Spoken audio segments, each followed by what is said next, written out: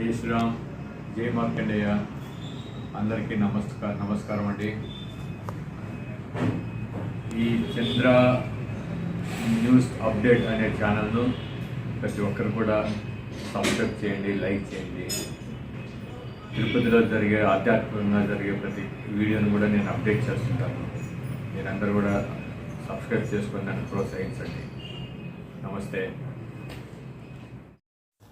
ఈరోజు రథసప్తమిని పురస్కరించుకొని రథసప్తమి సందర్భంగా తిరుపతి పట్టణంలోని పద్మశాలీయుల కళ్యాణ మండపం అయినటువంటి శ్రీ నందిని బేకరీ ప్రక్కన ఉన్నటువంటి శ్రీ పద్మశాలి కళ్యాణ మండపంలో అంగరంగ వైభవంగా శ్రీ భావనాథ శ్రీ భద్రావతి దేవి అమ్మవార్ల కళ్యాణోత్సవం జరిగింది. అందుకు అధ్యక్షుల వారు శ్రీ సేపూరి రామ్మోహన్ గారు, అలాగే ప్రధాన కార్యదర్శి శ్రీ ఇప్పలపల్లి వెంకటేశయ్య, అలాగే కోశాధికారి శ్రీ భోగ హేమాద్రి గారి నేతృత్వంలో భావనారు శ్రీ భద్రావతి దేవి వారి కళ్యాణోత్సవం అంగరంగ వైభవంగా జరిగింది. సో అందువలన కళ్యాణానికి విచ్చేసినటువంటి భక్తులందరూ కూడా తన్మయత్వంతో అమ్మవారి ఆశీస్సులు తీసుకున్నారు. అలాగే ఆ కళ్యాణోత్సవం తరువాత అల్పాహార విందు, మధ్యాహ్న భోజనం కూడా ఆరగించి ప్రతి ఒక్కరు కూడా సంతోషంగా తిరిగి వెళ్ళిపోయారు. సో తిరుపతి పట్టణము, అలాగే తిరుపతి పట్టణ చుట్టుపక్కల ఉన్నటువంటి పద్మశాలులందరూ కూడా మన తిరుపతి పట్టణంలో తిరుచానూరు రోడ్లో ఉన్నటువంటి శ్రీ నందిని బేకరీ పక్క సందులో ఉన్నటువంటి మన పద్మశాలి కళ్యాణ మండపంలో మన పద్మశాలిలకు సంబంధించిన ప్రతి కార్యాన్ని కూడా జరుపుకొని తమకు తోచిన విధంగా అన్నప్రసాదాలకై, అలాగే కళ్యాణ మండపము అభివృద్ధి చెందుటకై కూడా మీకు తోచిన విధంగా విరాళాలను సమర్పించి మన పద్మశాలీల అభ్యున్నతికి, పద్మశాలీలకు గర్వంగా చెప్పుకునేందుకు ఒక కళ్యాణ మండపాన్ని నిర్మించుకునేందుకు శ్రీ సేపూరి రామ్మోహన్ గారు అధ్యక్షుల వారు, అలాగే ఇప్పలపల్లి వెంకటేశయ్య ప్రధాన కార్యదర్శుల వారి నేతృత్వంలో దినదినాభివృద్ధి చెందుతూ మన కళ్యాణ మండపము చుట్టుపక్కల కూడా మండలాలకు సంబంధించిన ప్రజల్లో కూడా ఒక మంచి పేరు, మంచి వసతులతో కూడినటువంటి కళ్యాణ మండపంగా పేరు తెచ్చుకుంటుంది.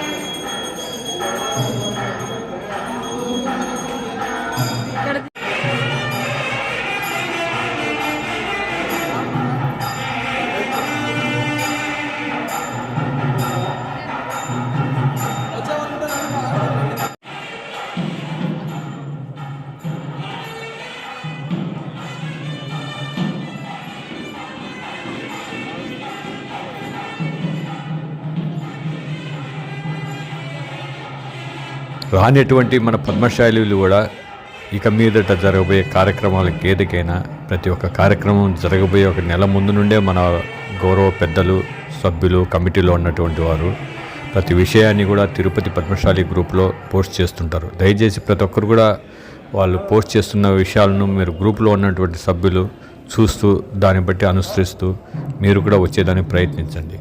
అనుకున్న విధంగా, అనుకున్న దానికంటే కూడా బాగా జరిగింది కార్యక్రమము. సో అనుకున్న కన్నా కూడా ఎక్కువ మన పద్మశాలి సోదరులు కుటుంబాలతో సహా వచ్చారు, అమ్మవారి ఆశీస్సులు తీసుకున్నారు. సో చాలా సంతోషము.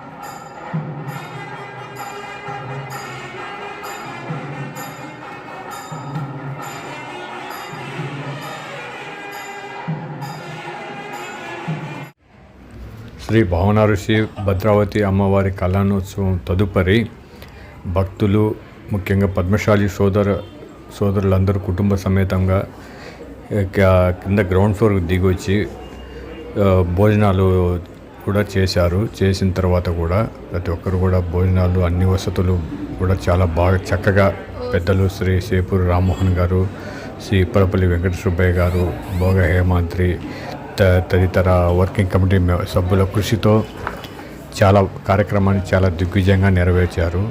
అలాగే ఈ కార్యక్రమానికి రానటువంటి మన పద్మశాలి సోదరులు, బంధుమిత్రులు ఎవరైనా కూడా తదుపరి జరగబోయే కార్యక్రమాలకు తప్పనిసరిగా హాజరై ప్రతి ఒక్కరు కూడా కుటుంబ సమేతంగా హాజరై మన పద్మశాలీల ఐక్యతను బయట ప్రపంచాన్ని తెలిసే విధంగా, మిగతా కమ్యూనిటీల కన్నా కూడా గొప్పగా ఉండే విధంగా తీర్చిదిద్దేందుకు ప్రతి ఒక్కరి సహకారము అవసరం అవుతుందండి. ప్రతి ఒక్కరు కూడా